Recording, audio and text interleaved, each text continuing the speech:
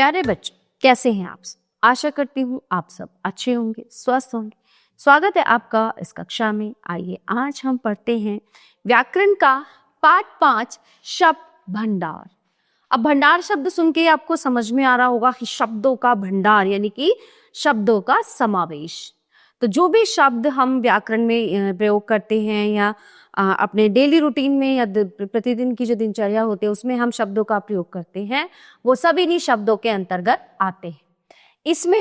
इसमें है पर्यायवाची, श्रुति संभिन्नार्थक, अनेक शब्दों के लिए एक शब्द, अनेकार्थक, एकार्थक और विपरीतार्थक।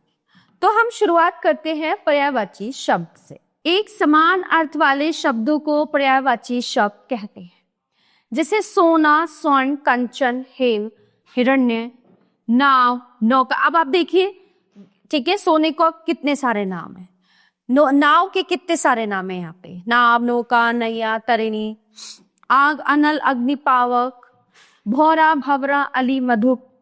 ठीक है, तो चित्रों के साथ दिए गए शब्दों से एक ही अर्थ का बोध हो रहा है।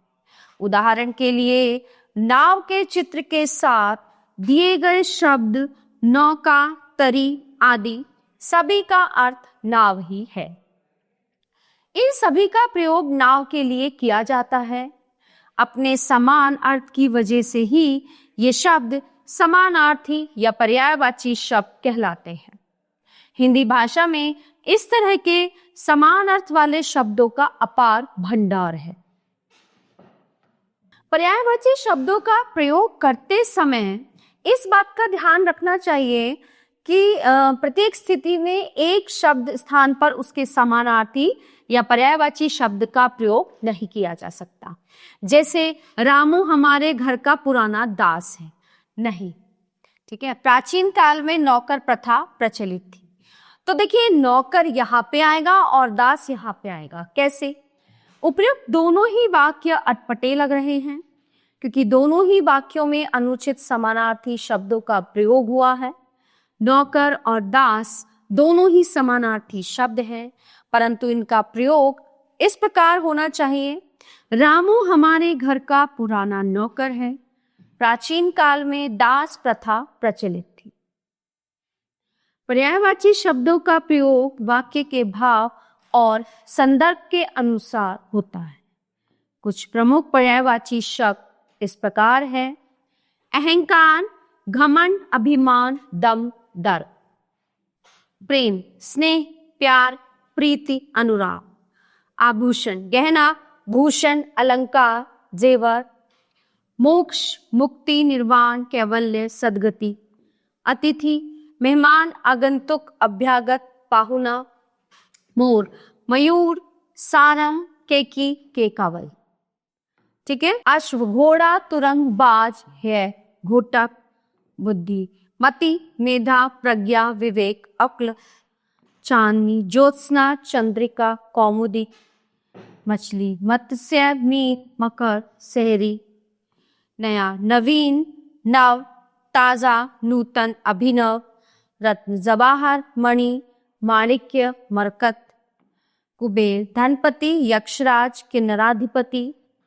सोना, स्वर्ण, कनक, कंचन, हेम, हिरण्य।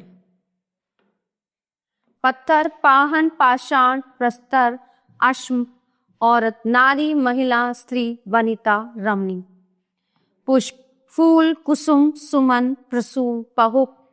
मृत्यु, मरण, देहांत, निधन, स्वर्गवास। आगे चलते हैं। अनेकार्थक शब्द। बढ़ई लकड़ी चीर रहा है, गरीब के चीर फटे हैं। सत्यवादी हरिश्चंद्र नाटक का पहला अंक मैंने देख लिया।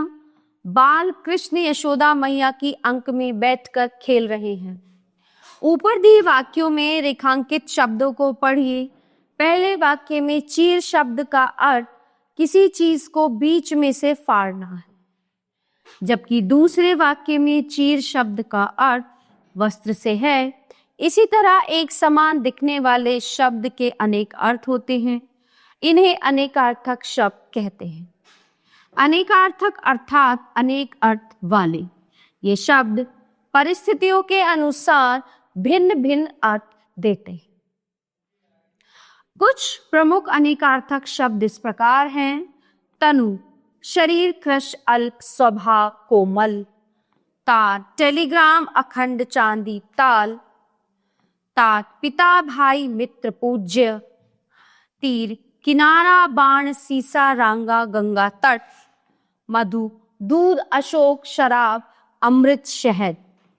मंगल, शुभ, सप्ताह का एक दिन, एक ग्रह, सौभाग्य।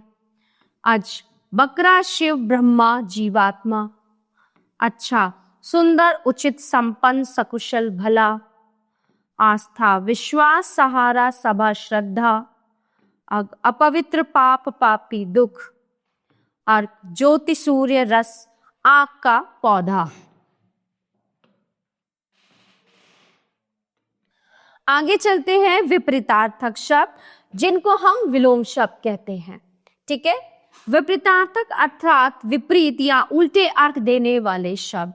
विपरीतार्थक शब्द मूल शब्द से पहले कुछ उपसर्ग जोड़कर भी बनाए जाते हैं तथा कुछ विपरीतार्थक शब्द दिए गए उपसर्ग के स्थान पर अन्य उपसर्ग लगाने से भी बनते हैं। तत्सम शब्दों के विपरीतार्थक शब्द तत्सम शब्द तथा तद्भव शब्दों के विपरीतार्थक शब्द तद्भव शब्द बनते हैं। इसी प्रकार देशज एवं विदेशी शब्दों के संदर्भ में भी ध्यान रखना पड़ता है। कुछ प्रमुख विपरीतार्थक शब्द इस प्रकार हैं। गृहस्थ, सन्यासी, वैरागी। गुप्त, प्रकट। खल, सज्जन। गुनाह, बेगुनाह। ग्रीष्म, शरद। ग्राह्य, अग्राह्य, त्याज्य। ऊसर, उर्वर। तरल, ठोस। उपस्थित, अनुपस्थित। आदि, अनादि। आयात, निर्यात। उत्कर्ष, अपकर्ष। उज्ज्वल, धूमिल। निकटस्थ, दूरस्थ। तुच्छ, महान। लिखित, मौखिक। आज्ञा, अवज्ञा। आगमन, गमन। अनिवार्य, ऐच्छिक। इहलोक, परलोक। आगे हम पढ़ते हैं श्रुति संभिन्नार्थक शब्द। नीचे दिए गए वाक्यों को ध्यान पूर्वक पढ़िए। परीक्षा की अवधि 3 घंटे की होती है। कविता में अवधि भाषा का प्रयोग हुआ है। लड़का लड़की एक समान। कल बस में सामान छूट गया। हमारा बस चालक बहुत समझदार है। शकुनी मामा बहुत ही चालाक व्यक्ति थे। बच्चों, अपने वाक्यों को ध्यान से पढ़ा और उनमें छपे रंगीन शब्दों के अंतर को भी समझा। कई बार हम ऐसे शब्दों में अंतर नहीं कर पाते हैं और उनका गलत स्थान पर प्रयोग कर बैठते हैं। ऐसे शब्द सुनने में एक जैसे लगते हैं परंतु उनका अर्थ अलग होता है। ऐसे शब्दों को ध्यान से सुनकर उनका अर्थ जानना चाहिए। इस प्रकार जो शब्द सुनने में एक जैसे लगते हैं किंतु उनके अर्थ में भिन्नता होती है, उन्हें स्वम ध्वनि भिन्नार्थक अथवा श्रुति सम भिन्नार्थक शब्द कहा जाता है। कुछ प्रमुख श्रुति सम भिन्नार्थक शब्द इस प्रकार हैं। द्रव, तरल पदार्थ, द्रव्य, धन दौलत। अभिराम, बिना रुके, अभिराम, सुंदर। दीप, दीपक, दिया, द्वीप, टापू। उपयुक्त, ठीक, उचित, उपयुक्त, ऊपर कहा गया। चर्म, चमड़ा, चरम, अंतिम।